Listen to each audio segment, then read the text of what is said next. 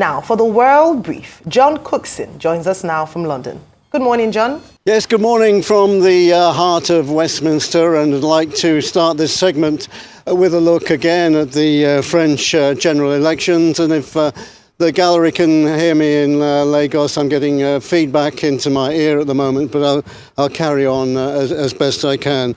There'll be a TV debate on French television tonight involving the main parties, including Francis Gabriel Attal, the French Prime Minister, who will warn the French people about the dangers of voting for far left and far right parties. Also taking part, Jordan Bardella, the leader of the far-right RN party. He'll talk about further curbs on immigration into France. He'll also say that his party's policy will be that only French citizens can take part in defence and security jobs in France. He'll also talk about welfare reform in France and his party's policy that only French citizens can apply for welfare. Of course, a populist party, and one of his populist policies that we'll hear about tonight is a ban on mobile phones in schools in France.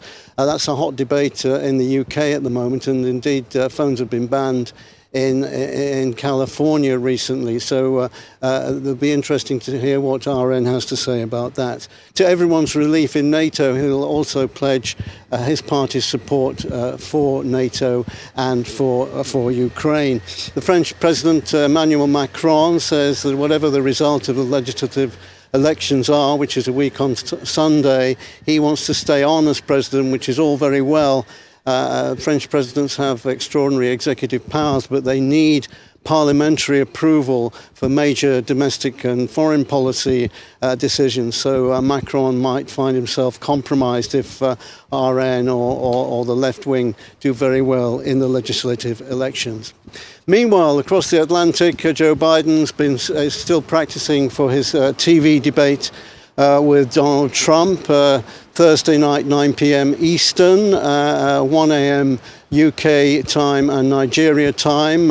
Apparently he's been taking part in mock debates at Camp David with his lawyer, Mr. Bauer, pretending to be Trump.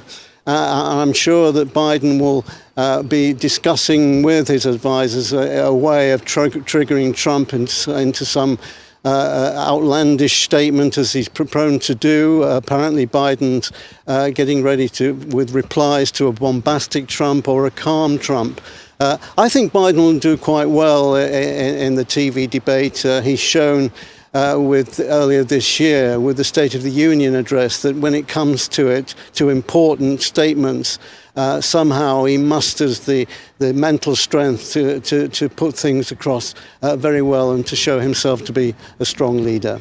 Well, here in the UK, just when you thought it couldn't get any worse for Prime Minister Rishi Sunak and his Conservative Party, the Gambling Commission is extending its investigation into a betting probe where it's alleged that senior Conservative figures actually bet on the date of the general election. Now, the background to this is that it was thought that Rishi Sunak will call an election in September, October or November of this year. That's what a sensible politician might do, you might say, or indeed in January 2025. He shocked the political community here by calling it in July. So did these people, did they have inside knowledge? The British people think probably they did, although, of course, you're innocent until proved guilty in this country. Nevertheless, 3 members of the party, senior members, have been investigated, including Lara Sanders, who's a candidate in the Bristol by-election, Tony Lee, a campaign director, and Nick Mason, the data chief.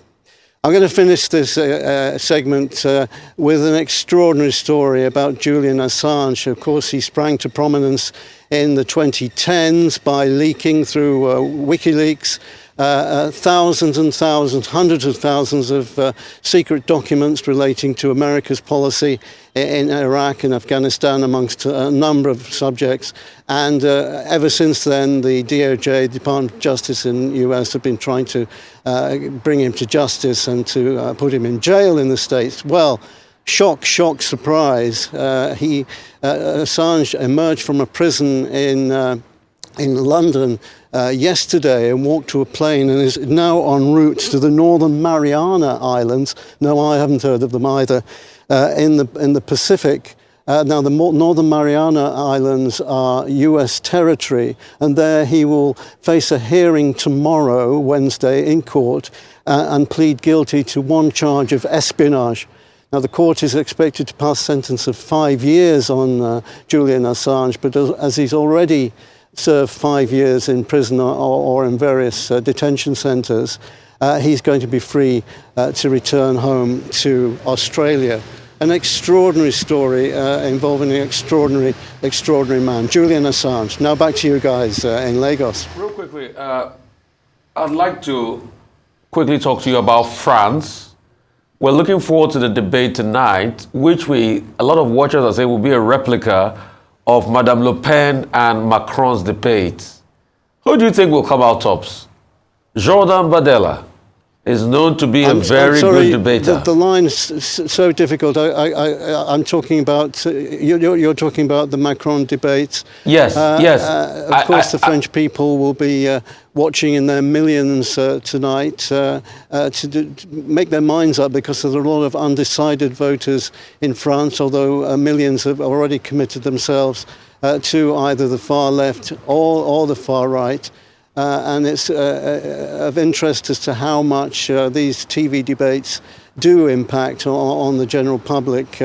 But that will go ahead tonight, and we'll have to see what the outcome of that is. So I was saying that Jordan Bardella is known to be a very good debater, and he's going to put in the sentiment that he came from a very poor background, hence the rally around him. Do you think how is he going to play that out today? I've lost you altogether, Lagos. Okay. Okay, very quickly. Well, thank you so much, John, in case you can hear us. But very quickly, I was just going to speak about the debate. The US debates, two things happening, the French debates, now the US debates. In fact, it's a season of elections, not just in France, the United Kingdom and the United States. But what has been said is that during the US debate, one thing that would certainly come up would be the age factor.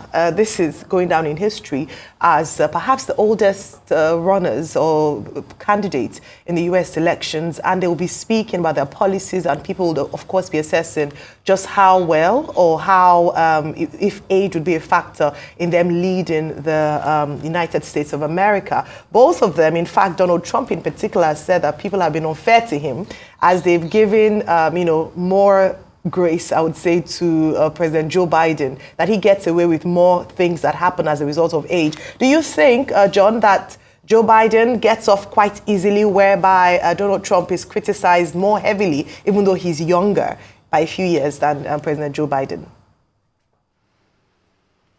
I think, generally speaking, Joe Biden gets a relatively easy ride from the broadly left-wing media in America. He doesn't face the kind of scrutiny and intensity of questions that Donald Trump has faced over recent years. Republicans will say there's been a sort of cover-up by the media in America of Biden's failings. I have to say that I was at a G7 summit a couple of years ago that Biden was at. And away from the cameras, I was just amazed how frail, frankly, he is, guided, of course, around the summit by his wife. And it was really a shock to me and to other journalists to, what failings he has. However, as I said in the last few minutes, he can rise to the occasion. We've seen that with the State of the Union address, which was widely appreciated and applauded for its presentation by Joe Biden. So I think, he's going to come out fighting on Thursday. He'll try and goad Trump into saying something he shouldn't. There'll also be an emphasis by Biden on Trump's criminal record, of course, a recently convicted felon. But to answer your question, I think Biden has had an easier ride than Trump, although Trump is an absolute gift to all journalists. Well, I wanted to talk to you about the rise of the far right, because that's a big issue now in France. Marine Le Pen and the alternative for France, for Germany, having done well in the European Parliament elections. So there's this fear about the far right. And the far right is united on three issues: hostility against Islam, against immigration, against European Union.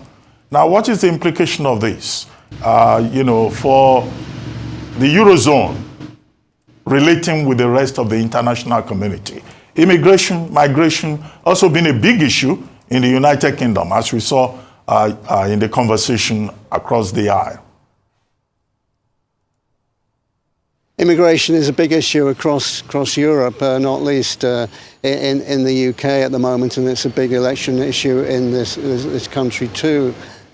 There's a general feeling amongst the general public in France that things have gone too far, although France is a welcoming country, that the numbers of immigrants flooding into the country is pushing social services to the limits, hospital places, and general medical care, as it is here in the UK. And there's a big sense in Europe that things are changing. For sure, if the RN grabs the majority of seats in the Legislative Assembly, that's by no means certain, there will be huge changes in France. France has 6 million members of its Muslim community, and they're very frightened indeed about the steps that RN might take. Already the hijab is banned in France in certain circumstances, and Muslims are saying that they believe that the RN party will even ban the use of headscarves by Muslim people. So there's a great deal of fear in France, in the Muslim community. I lived and worked in Lyon for a time, which has a large Muslim community.